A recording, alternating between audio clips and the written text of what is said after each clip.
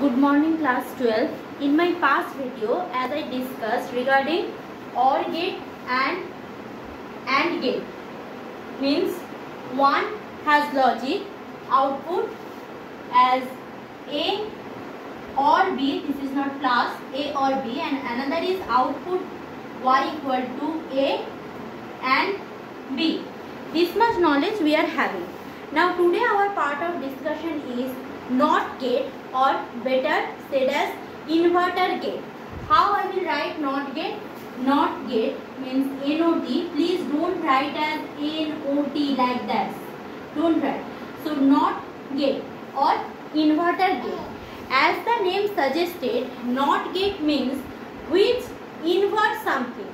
Means if I am having a higher value, it will turn as lower, and if I am giving it as input lower value, it will be converted as higher value. Means if 1 I am giving to the input, output I will get 0, and if 0 I am giving at input, output will be 1.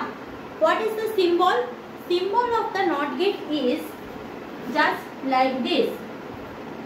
Remember, NOT gate is always a one input gate. As we know, OR and AND is more than 2 input. It may be 2, it may be 4, but not less than 2. But NOT gate is purely a single input gate. Means if A is my input, then Y will be equal to A complement or A inverted. Means A I am giving, I will get a bar of A. Means if I am giving 0 here, I will get 1, and if I am giving 1 here, I will get 0. So what will be the truth table? Truth table is very simple. Truth table is just A is input, Y is output, Y equal to A bar. So 0 I am giving, 1 I will get, 1 I am giving, 0 I will get. So this much logically okay, no problem. But at the earlier stage, in the preliminary age, how this NOT gate has invented, or how the NOT gate has been constructed. See, in semiconductor physics, you know regarding PN junction diode and also transistor. So NOT gate basically constructed by using transistor. How? Let's see. So first I will draw the circuit diagram with transistor NOT gate. See, transistor means it has PN, either it is PNP or NPN. Means either like this, two side N and middle portion P, or two side P, middle portion N. Okay, any one of the transistor. Now I am getting one transistor over here. With that transistor, I will form my NOT gate. So transistor is here.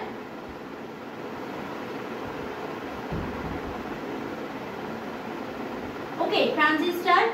As we know, transistor has 3 port. 3 port means emitter, base, collector. So this one is the emitter. This is base of the transistor. This is collector part of the transistor. So at base, I will connect a resistance. Done. At collector, I will connect a resistance and as well as a voltage source or collector's voltage source. So here I will connect another resistance, and here VCC or collector voltage source. Clear? And from here, from this collector port, before that VCC, I will take my output Y, which is equal to A bar. If input is A, it will be A bar, and this emitter part will be grounded. Clear? Now for those, this circuit is very complex. This kind of circuit will not come once in a moon. It is coming in HS. So if you can recall, you can. But otherwise, if it seems to be very difficult for you, please go for that logical symbol of NOT gate at the first of this today's class what I had discussed. So let's go for that circuit. How does it work? So as you are seeing that the circuit of a circuit is looks very simple. So here two resistance. One is here at collector port, one resistance, another at the base port, another resistance is at base. So see, the input connected through resistors R2. From here the input is connected through R2, means whatever input is giving, it is coming directly to the base of the transistor. It is directly coming to the base of the transistor. Clear?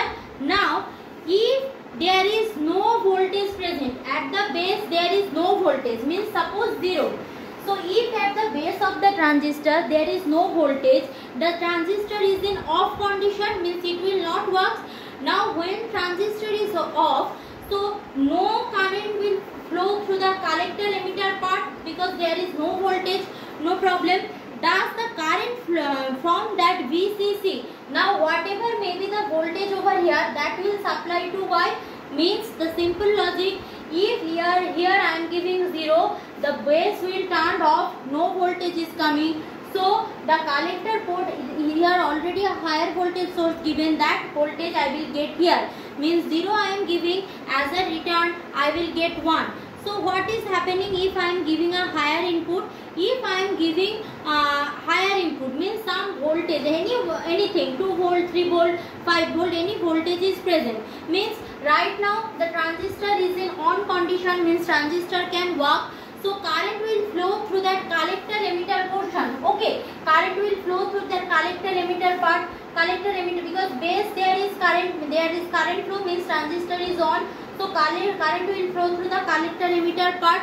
Okay, now if current flows through collector emitter, means whatever may be the current, that VCC will flow through the ground. Okay, VCC will flow through the ground. So if VCC will flow continuously through the ground, so output will be what? 0. See, again I am repeating what is happening. See, when I am giving 1 here, so transistor is in on condition. So if transistor is in on condition, so this VCC will flow through this collector emitter part throughout ground, means whatever I am getting here is always a turn off or 0 voltage, means 1 I am giving, I will get 0. Again I am telling, if it seems to be very difficult for you, please no need to read or memorize this, just function once in a moon, it will come. So for that you can read, otherwise not get logic is enough, means 1 you are giving, 0 you are getting, and 0 you are giving, and giving 1 you will get. That is the inverter characteristics. Now what is the truth table? Already I said. Now there are some question arise from this. So I had discussed what? 3 basic gates I had discussed. What are those? OR, AND NOT. These 3 basic gates has been discussed by me throughout the class till now.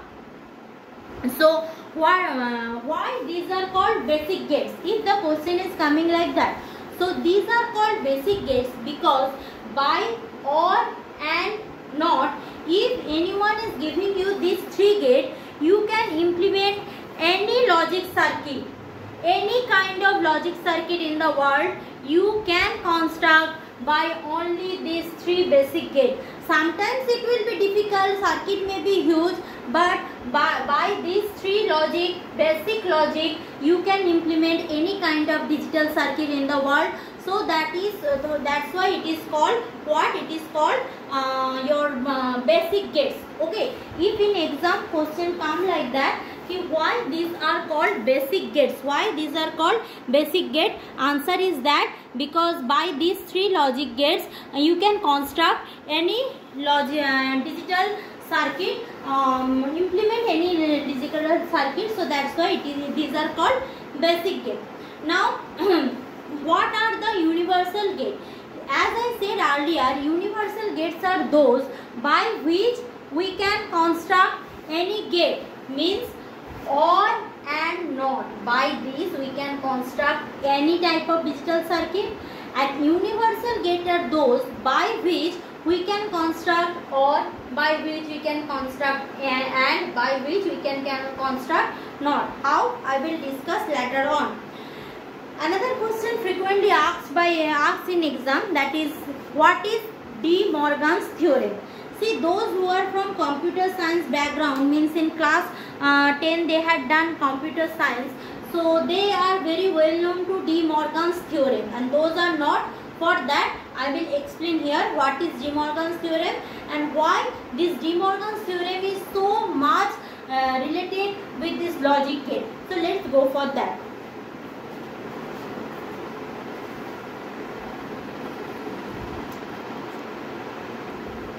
See, De Morgan's theorem is a theorem which states the relationship between 2 or 3 input and the corresponding output. Actually, those who have done Boolean algebra means the algebra between the binary numbers 0 and 1, addition, subtraction, multiplication, these operations those who have done, it is very easier from them. De Morgan's given 2 theorems. What are those theorems? The first theorem, theorem 1 and theorem 2. I will explain one after another. So first theorem is that if I am dealing with 2 input, A and B, if I am dealing with 2 input, then complement of product of 2 variables equal to the sum of the complement of each variable. Listen, complement of product of 2 variables.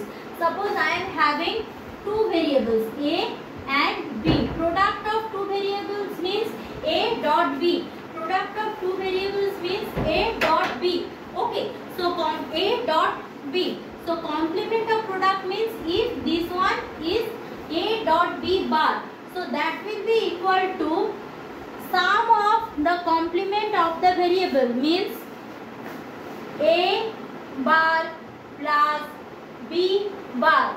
Means in a simple line, if I am doing A bar or B bar, the output I am getting, and if I do A dot B whole bar, both the case I will get the same output. How? Let's see.